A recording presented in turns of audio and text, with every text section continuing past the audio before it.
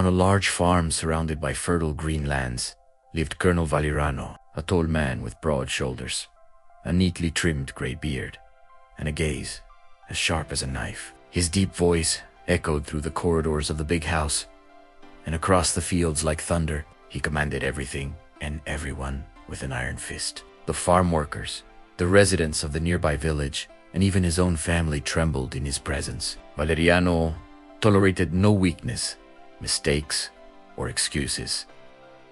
He demanded accountability for every hour of work, publicly humiliated those who failed, and never, under any circumstances, showed compassion. "I'm the one in charge here," he always repeated, chest puffed out and finger pointed. "If you don't like it, pack your things and get off my land." Many were already exhausted by his constant rigidity and harsh words that cut deeper than a whip. His wife, Donna Eulalia, had passed away years earlier, and many quietly said that her heart could not withstand so much coldness.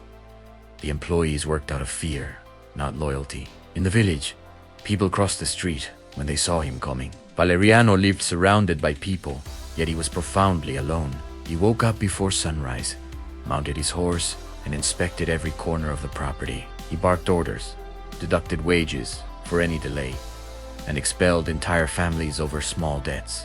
He believed fear was the only way to earn respect. At night, he sat alone on the porch of the big house, looking at the distant lights of the village and feeling an emptiness he would never admit. Until one day, everything changed. The colonel woke up with a strong, crushing pain in his chest. At first, he ignored it, as he ignored everything he considered weakness. He drank a cup of strong coffee and went to work, but throughout the day, the pain intensified. Shortness of breath came, along with dizziness and a weakness in his legs, unlike anything he had ever felt. By late afternoon, 2 frightened employees had to carry him back into the house. "Call the doctor," ordered, his voice still firm, though his body was already betraying him. The regional doctor was summoned. However, when people learned it was Colonel Valeriano, man who had destroyed so many lives with his cruelty, excuses began to appear. "I'm busy. I have another serious patient. I can't come today." No one wanted to help the man who had never helped anyone. Within days, the big house began to empty. The employees disappeared one by one, carrying their few belongings. The cook, who'd faithfully served for more than 20 years, was the last to leave. She stopped at the bedroom door, eyes lowered. "May God forgive you for what you've done, Colonel, but I can't carry this burden on my conscience any longer."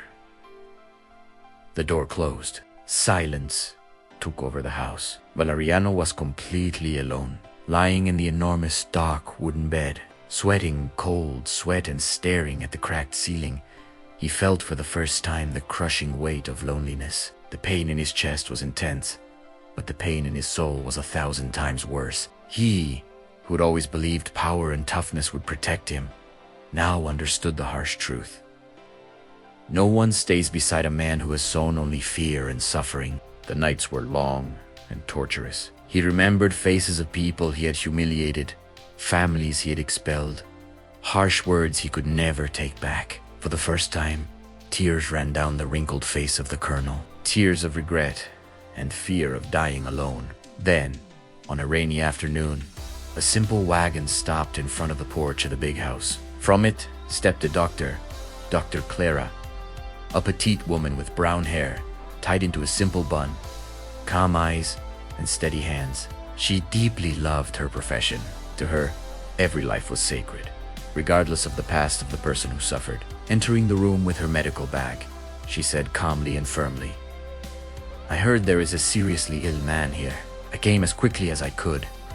Valeriano turned his face toward the wall, his voice weak but still filled with pride.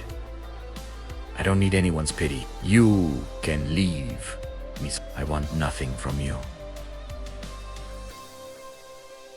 Dr. Clara did not move. She placed her bag on the table and replied softly, "I didn't come out of pity, Colonel. I came because I swore to save lives. And as long as you are still breathing, I will honor that oath."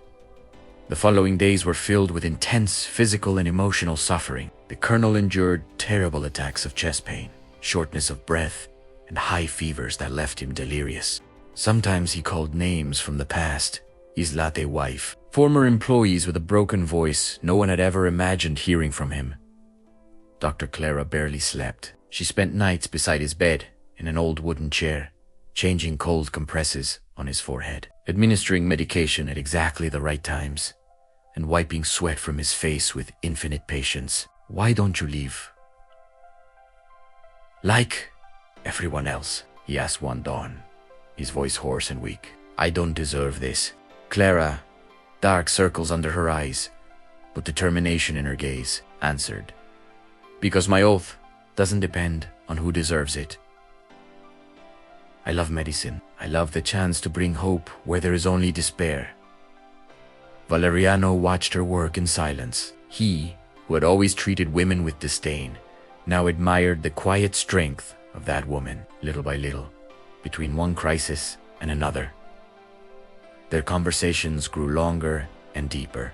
He confessed, with difficulty, how he had lost his parents while still a child and learned that the world was cruel. He revealed that he had transformed his fear of weakness into armor made of hardness and authoritarianism. "I thought being feared meant being strong," he confessed, eyes filled with tears. "Today, I see I only succeeded in becoming alone." Clara listened attentively without interrupting. Then she shared pieces of her own life.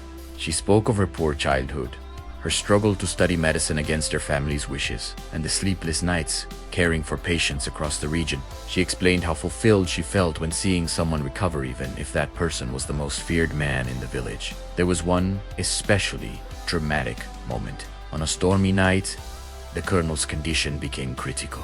His breathing turned shallow, his body trembled uncontrollably, and he lost consciousness for several minutes. Clara fought with all her strength, using the few resources she had and praying quietly while holding his large, calloused hand. "Don't give up now, Colonel," she whispered through tears. "You still have time to fix what you broke. You can still be loved." When he awoke at dawn, weak but alive, the first thing he saw was Clara asleep in a chair, her head resting beside the bed. For the first time in decades, he felt something warm in his chest that wasn't pain. Gratitude, a deep and unfamiliar gratitude. In the days that followed, the colonel opened up more. He apologized for things he had said in the past, even when not directly to her. Clara encouraged him to think about the future. "The illness may take away your strength," she said, "but it doesn't have to take away your chance to change. I believe you can still become a better man." Between pain, silence, and conversation, an invisible bond formed. It was more than medical care. It was respect, admiration, and the quiet beginning of something deeper. Valeriano saw in her the kindness that had always been missing from his life. Clara saw in him a proud and wounded man who, for the first time, was brave enough to be vulnerable. Slowly, through struggle, patience, and constant care, Colonel Valeriano began to recover. At first, he could barely sit up without feeling dizzy. Clara was always there, holding his arm and encouraging every small step forward.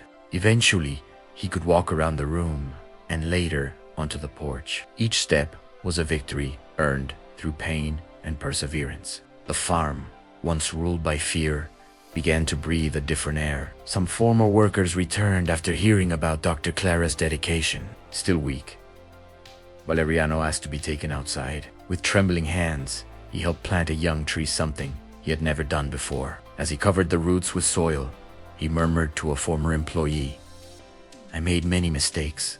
The fear I planted only created more fear. I want to try planting something better now."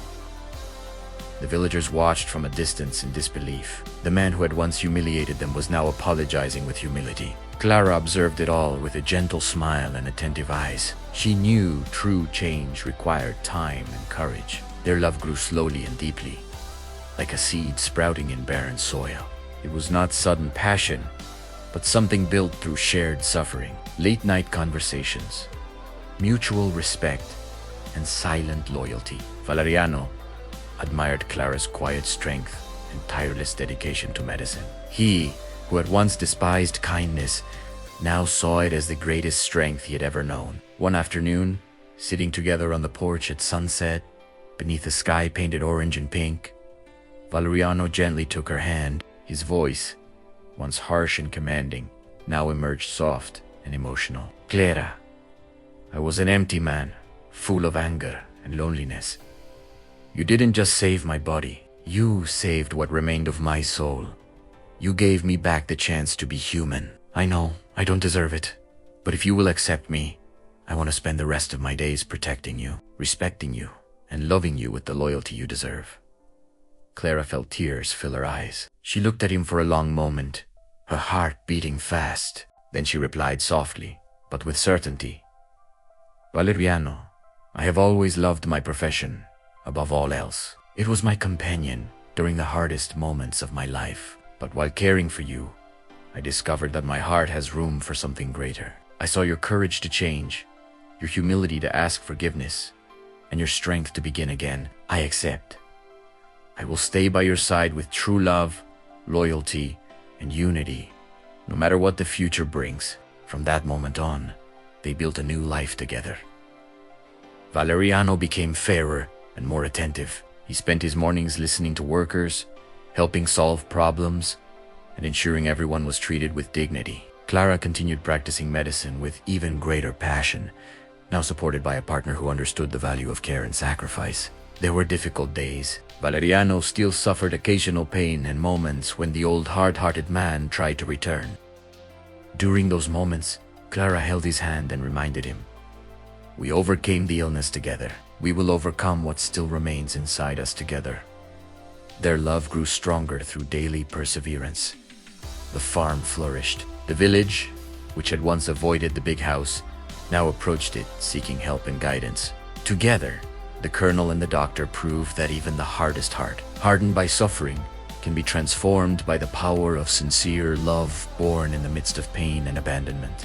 The greatest lesson of this story is that no one is truly lost while they are still alive. Even the hardest heart can be touched by sincere dedication and genuine love. Often, it is precisely through pain and abandonment that we discover who we really are and who deserves our loyalty. Do not wait until you lose everything to learn how to value people.